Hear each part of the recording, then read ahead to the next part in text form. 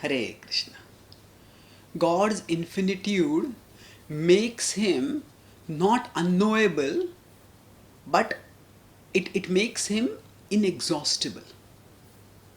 Some people argue that because God is infinite, we cannot know him.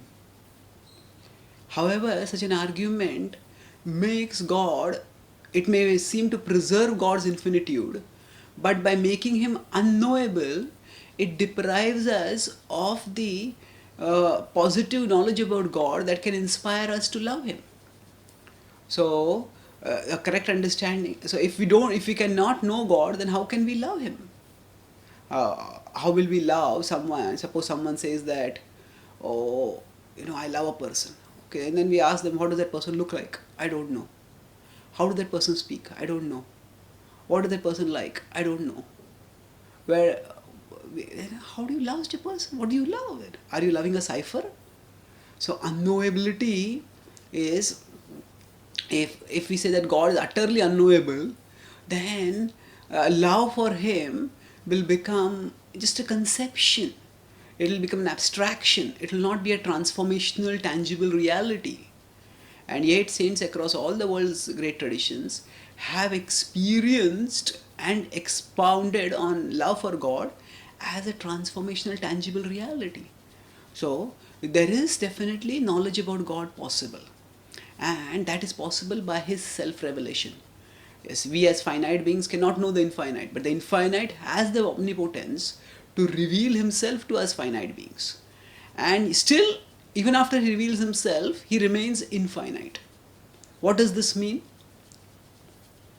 That suppose a person is at the coast of a huge ocean.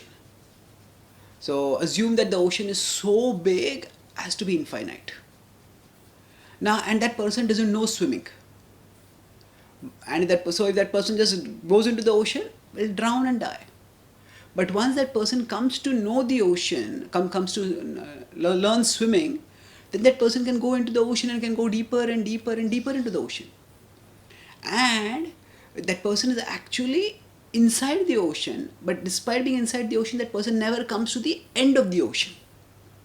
So the same applies to God's infinitude. So God's infinitude is like an infinite ocean. His knowledge about him, knowledge about his glories is vast, like an ocean which is so big as to be infinite, as to be unfathomable. Now when we connect ourselves, when we are not guided by scripture, when we are not practicing the instruction of injection of scripture to love God, at that time we are like a person who doesn't know how to swim. So we know practically nothing about the ocean. But when we learn about God from scripture, and when we learn to love him by the practice of bhakti yoga, it is like we have learned swimming. And when we learn swimming, we enter into the ocean. And so while an ordinary ocean, it is made of salt water which we can't drink. But God's glories are like a nectar ocean. The more we drink, the more we relish it, and the more we want to drink it more and more. So, like that we go deep into the Lord's glories. And more we want to go into those glories, and like that we can go on ad infinitum. In the Bhagavad Gita, when Krishna tells about his position to Arjuna, in his response, Krishna tells in his essence of the Gita in 10.8 to 11. And then after that, Arjuna gives a response. He acknowledges that Krishna is so great that even the Devatas cannot know him. What to speak of human beings? He says that Nahite Bhagavan Vyaktim Vidur Devana Danavaha, that your personality, your nature, O Lord, even the gods can't understand it. And yet, after saying this, he doesn't say, because even the gods can't know you, so why bother to know you? I'll stay in ignorance. No. What does he say? Krishna, please reveal yourself to me more and more. Vistarenatmano yogam vibhutim cha janardana. He says, Vistarenatmano yogam. Please reveal yourself in detail to me. What do you, vibhutim cha janardana? Your vibhutis. Bhuya kathaya truptirhi Chunvato nasti me amritam puya kathaya truptiri. Again and again speak about your glories, because I am never satiated by these glories. They are so relishable, so delicious, that I want to taste them more and more. So God's infinitude doesn't make him unknowable.